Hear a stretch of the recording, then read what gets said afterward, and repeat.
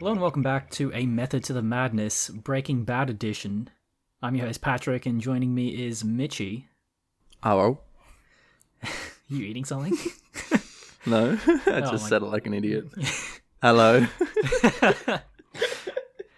And today we are covering Breaking Bad Season 2, Episode 10, titled Over. This episode is actually a really great episode, I feel like. This is a point in Breaking Bad where Walt has a chance to exit this life. And True. He doesn't, he chooses not to, which is interesting. Yeah. But without further ado, let's go into a plot summary. Can you take us through that, Mitchie? Sure. Following his discovery that he is in remission, Walt takes Skyler's advice to take the week off from work but secretly meets with Jesse. He tells Jesse the good news and that he is out of the drug trade now that he no longer has to pay for treatment. During Skyler's party celebrating the remission, Walt pours Walt Jr. some tequila that he and Hank are drinking. After Walt keeps pouring, Hank takes the bottle away from him. Walt angrily demands it back, leading to a tense standoff which is broken as Walt Jr. vomits into the pool. Okay, so, as always, the shitty Wikipedia summary didn't cover the cold open, but... I mean, it's kind of our own fault for being lazy and not doing it ourselves, but yeah. That is very true, yeah. We get the black and white fishing the pink bear out of the pool, where... echoing our recent Schindler's List podcast, this is like... deriving that thing from Schindler's List of the colored thing in a black and white scene. Yeah. Do you reckon true. Do you reckon Schindler's List started that? Yeah, maybe. Yeah. Wasn't it a big thing? I mean, I'm sure some movies done in the past, but Schindler made it big. True, yeah. Yeah. Yeah. Real, like, film student-y kind of shit. Like, oh, look how profound this is. Yeah, exactly. But what does pink mean to you? A pink bear. I don't know. It's like a weird color. Yeah, it's like very like lurid, just like bright. Yeah. Well, actually, because we skipped ahead, we watched a bunch of episodes. In the season finale, when the plane crashes, Walt is wearing like a bright pink sweater or something. Yeah, which is interesting. Yeah, it is. So conflating Walter with the bear somehow. I don't know what the connection is there. Like, yeah, I don't know. I mean, maybe because we'll get to that one in that episode. Yeah. I can't believe that. So when Walt, does he call Jesse and he's like, oh, he's still got this idea that he wants to keep cooking. I know he says to Jesse when he meets him, like, we're not going to cook yet, but he still wants to cook at the start. And it's like, clearly it's not for the money because he already sold that. Like the money's sorted. Wait, am I getting the episodes mixed up? When does he fucking? Are you getting the episodes? Because wait, no, sorry. Yeah, he cooks in this one, and dude, I've watched so many episodes. Like you watched even more, and now I'm so confused. Okay, he hasn't sold the meth yet, but he's cooked enough, right, for $1 million or whatever it is. Yeah. He still wants to keep cooking, but didn't he calculate like at the start of the season 637,000 or whatever, 737 I think. Yeah. And that's all he needed. Yet he wants to keep going. And now you see that he's not going to get out of it. He's just going to keep going. He can't stop. It's not the money anymore. It's more. Well, it is the money, but it's also just the fact that I think he just does it for the thrill now. I don't think it is for the money. The whole arc of this episode is that he gets everything he needs. Well, he hasn't sold it yet, but in that meeting with Jesse, he's like, well, take it cautiously. We'll sell off the rest of our meth. And then by the time, and then he says, and then we're done, and then I'll go back to my domestic life and live it out with my family. But as we, we'll get to it, but, the whole arc of this episode and the end scene is all about how he's not ready to give it up. How it's about more than just money for him. It's exactly. It's about living. Yeah. And yeah, man, speaking to that, I just think it's really interesting, the scenes with him and his family, particularly Skyler and Walter Jr., how domesticity just doesn't do it for Walt anymore. Skyler's talking about throwing that party for Walt, and just the look on his face is like, he couldn't give less of a fuck about a party, like, with his, like, friends and just this kind of quiet, humble, domestic life. It's not for him anymore. That's true. I mean, I guess he's seen so much shit, like wild aspects of humanity that going back to a domestic life would be pretty kind of shit. Yeah. And then man, this scene with when he's pouring the drinks for Walter Jr. and this dude, he's nasty in this scene. He's just straight up nasty. Yeah. Yeah. He is not good. Like, what the fuck is going? Why is he like this though? Because he wants credit, man. Like, I think it's actually in the next episode when Saul gets. Oh no, maybe I'm thinking of next season. Fuck, we watched so many episodes, but dude, you're fucked too. There's a bit where Saul suggests how to launder his money, and then he's like, "Oh, funnel it into that website your kid made." Yeah. And then Walter just refuses because he's like, "No, my family has to know that I made the money." He wants credit. Yeah. He wants not even the respect. I think he has the respect of his peers. He wants power, is what he wants. And so, this, and then Hank is, I guess, in his mind, in his, neurotic mind, that Hank is the antagonist because he's, has the more typical macho job of being a DEA agent. Yeah. Yeah. And then it's kind of, it's kind of, I can see Walt's point because Walter Jr. looks to Hank, when he pours him that shot. And then he's like, don't, why are you looking at him? Look at me. Yeah.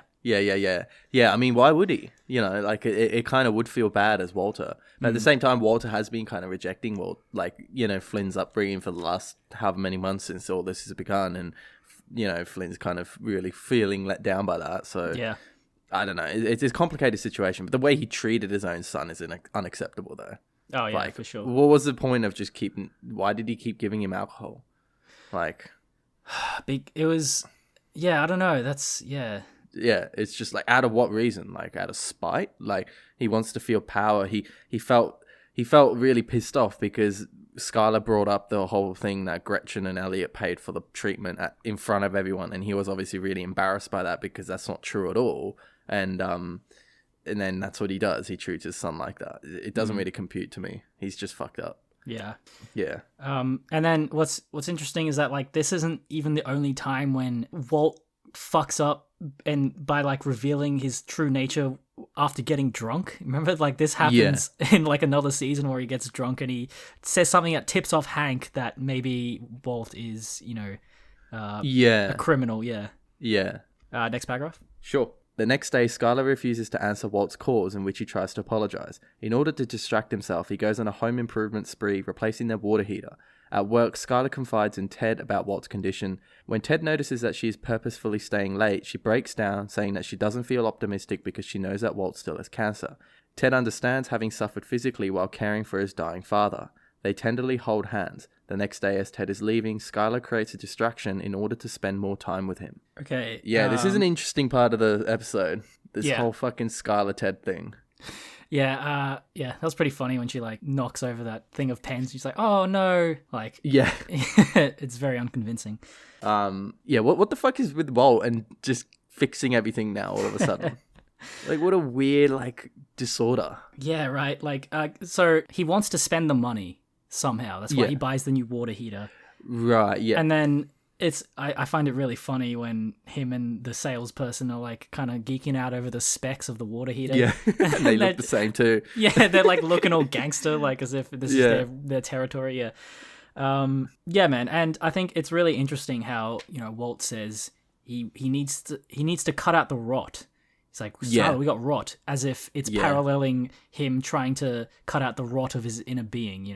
Yeah, I thought the exact same thing too. Yeah, that it is interesting how this house is kind of decaying around him, and it kind of does reflect his current life, I guess.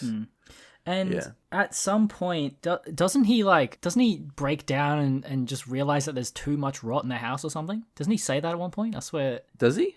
Later on? Yeah. Well, no. In this episode, I thought there was a point where he's like, no, there's just too much rot, and he can't do it. Which I thought was interesting, given this parallel of... Okay. And as if he can't get rid of the rot in himself. Yeah, that's true. That's actually an interesting parallel, yeah. Does that mean he's, just willing to give up then to try and fix himself?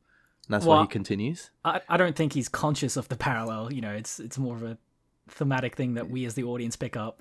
Yeah, true. But, I don't know. It could be a subconscious sort of desire to, start fresh, Yeah. What else happens? Well, Ted and Skyler. Right, yeah. I don't know. They be holding hands. They do be holding hands. Yeah, fuck. Yeah.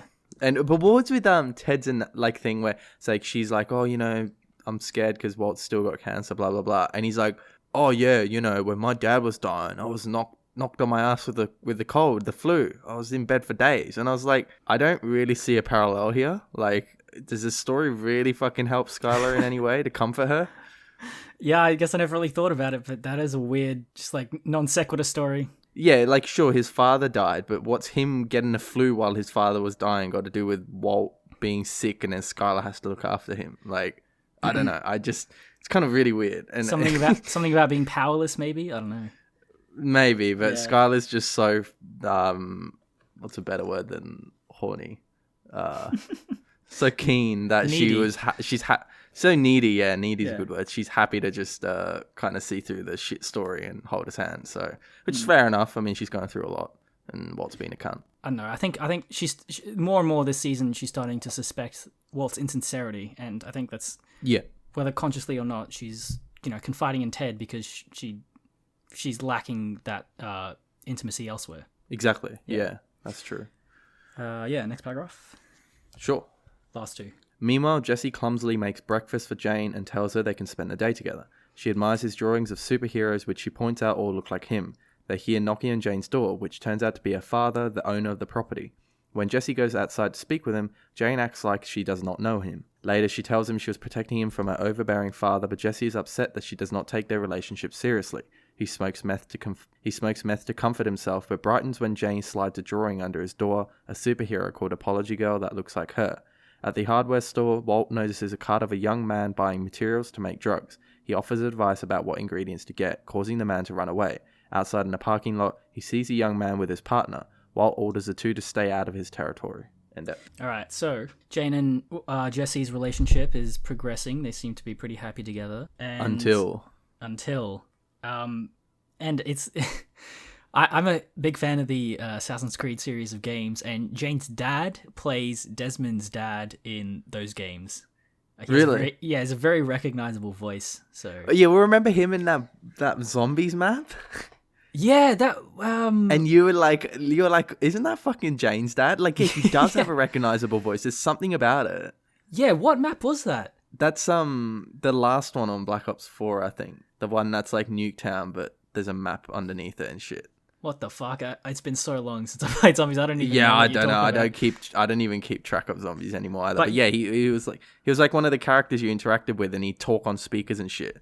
Right. And we were playing it once, and yeah, you spotted it out too. It's just so recognizable. Yeah. He's got a good voice. Yeah, he does. And then Jesse and Jane have that conversation when they're looking at the superhero drawings, where Jane's like, "Oh, these all look like you," and then Jesse's like, "What? What are you talking about?"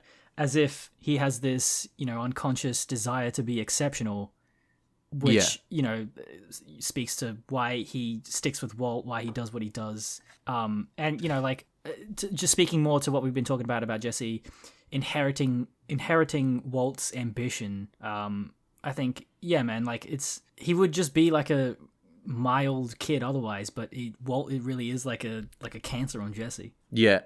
It's ironic because Walt has cancer and Walt is himself a cancer. Yeah, he is on Jesse for sure. Yeah, that's true. Yeah. What do you think of Jane though, being a bit of not a very nice person when it comes to Jesse? Just kind of, I don't know. I kind of felt really bad for Jesse. Like when she's like, oh, what's us? What is that what she said? And then she's like, why couldn't she just be a little bit more reasonable and be like, oh, I don't want your dad to know that I'm with you yet, so I just pretended not to know you. I'm sorry. But she goes inside, eats the ice cream, and she's like, what's us? And then he gets pissed off. So yeah, I feel like that was a pretty real thing though. Like, trying to downplay, trying to play it cool, not commit to anything right away. Yeah, but I thought she was being a little bit mean. Oh, I thought she could be like, maybe you're being a bit too much, but just the way she said it was so brutal. Yeah, I agree. Yeah. What can you do? Poor Jesse. He's just everything about him. He's just everyone just treats him like shit. That was a really good apology though, with the Apology Girl drawing. Yeah, it was alright. I don't know. I still would have been pissed. Okay, and then the last thing. So Walter. Yeah, the last scene's good. Yeah, man, it's so good. Like, just how nonchalant he is about it. He's like, no, man, you're doing it all wrong. Yeah. Educating this crackhead how to, shop for meth ingredients.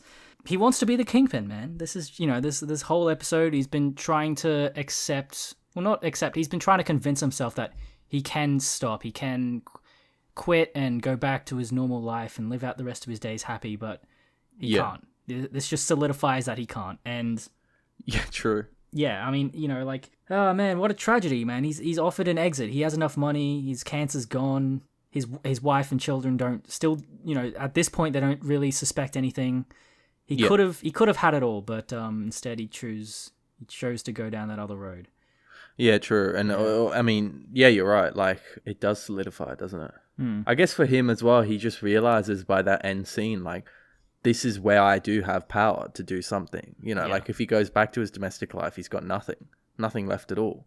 Because he was pretty useless in, season 1, episode 1. Like, he seems like this guy that hasn't really had much of an impact on the world. And then when he starts doing this drug trade, he really does have an impact on the world. And I guess that makes him feel happy about it. He's badass, though. Yeah, he is. He's pretty cool. Yeah. All right, I think that's it. Do you have anything else? No. All right, sweet. Thanks for listening. Join us next episode. Yeah. What? Oh, hey. What are you doing? We've got rot. Rot? Yeah, here. I'll show you. Here. Take a look at that. See that? Ever seen anything like it? It's wood. It's wood that contains fruiting bodies. Fruity what? Fungus, and it is on a rampage. I don't really see anything. Yeah, well, it's there. You just have to know where to look. Here. Then you cut it all out. Just cut it out and start fresh. If you like this series, Mitchie's going to tell you where you can find more of these. Yep, so you can find us on Spotify, YouTube, iTunes, SoundCloud, or Stitcher. And we've also got a website, amttm.com, where you can find our fabulous episodes on Breaking Bad. If you have any questions, queries, insights, or criticism, you can send them to mail@amttm.com. And as always, thank you for listening.